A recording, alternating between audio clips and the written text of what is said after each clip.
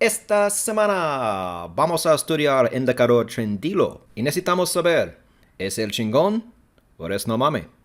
Nos enteramos ahora.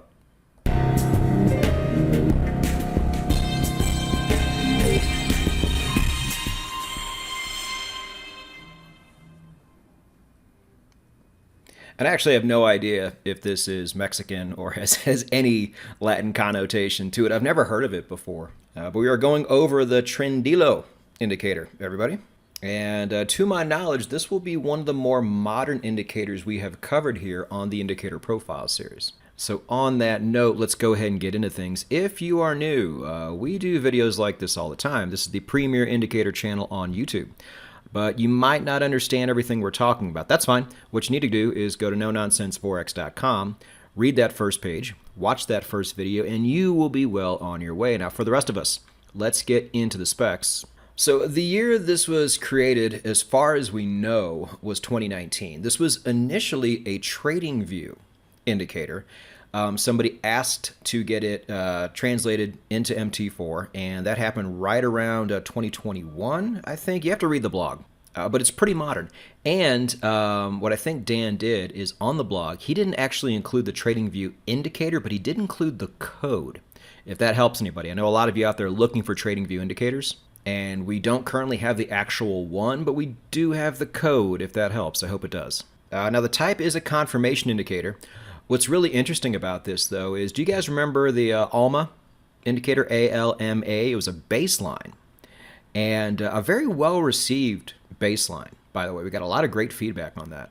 That baseline actually factors into the overall equation of the Trendilo indicator. Very interesting episode I think we have this week. But the subtype, at least after we're done with it, we did mess with it, is going to be a zero cross. And usually because of that, as far as exits go, I wouldn't do it. Now, in its natural form, there are ways you could try and use it as an exit indicator. Let's just go ahead and go to it, and I'll show you what I mean. So in its original form, after you download it, you're going to see something like this. You know, shades of Bollinger Bands, shades of the TDI, to where it kind of acts like an RSI in spirit, but instead of having static lines like your 80 and your 20, these lines actually move. And as volume gets smaller, they constrict, and as it gets going again, it widens up. Like I said, feel free to play with this and do any kind of experiment you want. I have tried using indicators like this as exits and just did not have a lot of success with it. But again, we're talking probably 9-10 years ago when I was doing things like this. And I didn't have the testing software we have now. So feel free to try. But you guys know how we do things here. We want to make this into a confirmation indicator. And all we really need to do is just to get rid of these dynamic bands, replace it with a zero line, and voila. You have this right here. Very simple. If you don't know how zero crosses work, when the indicator crosses and closes above the line, that's going to be your long signal. And when it crosses and closes below the zero line, that will be your short. Pretty easy. And this is a pretty rotten example of a confirmation indicator the way we have it. But hey, that's why we test. You see a lot of losses here. Do they come up in real life? One way to find out. We're going to test.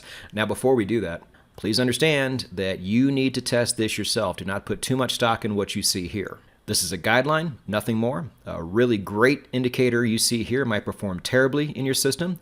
Vice versa, if you see an indicator here that underperforms compared to the other ones we've seen, still test it. It might be exactly what your system was looking for. You never know until you do it. And nowadays, it doesn't take a very long time to do. Also know that down below in the description, you're going to get a link to my automation blog that has the video embedded in it on how to use the strategy tester yourself if you don't already know. You're going to get the blog as you do every week if you want to see the tweak settings that we don't show you on this video. If you want to see any of the inner workings about this thing, that's where you go for that. You have Dan Stone's second email address if you want to submit an indicator for us to possibly feature on a show in the future. And you'll get a place to go download this yourself as always. So how did this modern rejiggered indicator end up performing? Pretty well, actually. You guys know for Forex, this is awfully nice. To be able to start above 12% like this with a high win-loss ratio, an amount of trades that almost everybody can agree on, that's pretty darn good. Does even better on the 4-hour. We are officially off to a very good start. Let's move into gold. Gold is feast or famine, but as it has been lately, this is an absolute feast. Look at this. Almost 30%. We are on a roll out here, traders. And I have said this ever since my metals videos first came out. If you are finding a reason to not trade gold, you are missing out on a lot. Gold and silver in particular. You can turn a bad year decent, a decent year good, and a good year great simply by trading metals alongside Forex. I should know.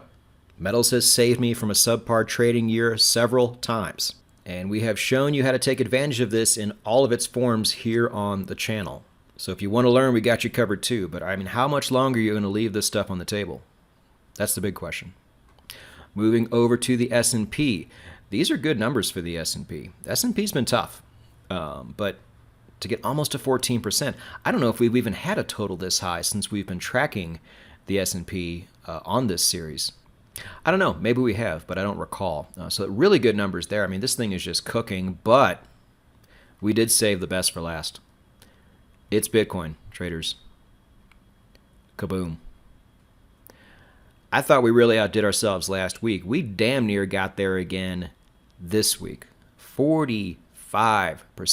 And traders, I've been saying the same thing about crypto. Did a whole video on it. I said, look, these things just trend more. We're trend traders. This is what we want. And I'm guilty of this too. I've been tinkering around with crypto trading. I have not really settled down into it, but I'm getting closer and closer. If the money's there and I'm not taking advantage of it, that is my fault. I put down the excuses and I go find a way. But look, I cannot guarantee we're always going to be bringing this level of heat to the indicator profile series, but I was very happy to bring this to you this week. This was totally unexpected. But this isn't even the best thing we do. You have to subscribe and hit the bell, man, because every Monday we do a trading psychology podcast that alone is far more important than anything you have ever seen me do on a technical analysis level. If you want to really go from bad to good or from good to great, that's where you need to be. And oh, by the way, we do an investment podcast every Saturday, blog every Thursday, and the Indicator Profile series every Wednesday. Don't miss it. Catch it all. Go get it.